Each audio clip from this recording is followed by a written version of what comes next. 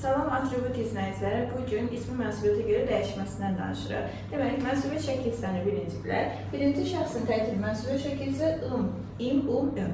İkinin təki ım, im, um, ün. Üçünün təki ı, üstüdür. Yəni ı, i, u, ü şəkilçisidir. Birin təki ımız, iliz, unuz, ümüz. İkinin təki ımız, iliz, unuz, ünüz.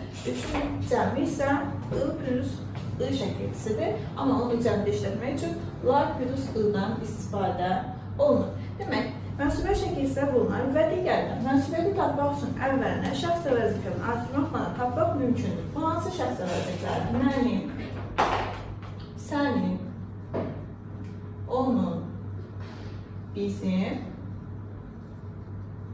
sizin, onların əvəzliklərini artırmaqla tapmaq olar. Baxaq, qızımız. Bizim qızımız deyə bilirik. Demək ki, burada ımız şəkilçisi, mənsubiyyət şəkilçisidir. Və yaxud da çantan. Sənin çantan deyə bilirik. Demək ki, burada ımız şəkilçisi artıq mənsubiyyət şəkilçisidir. Və yaxud da çantası.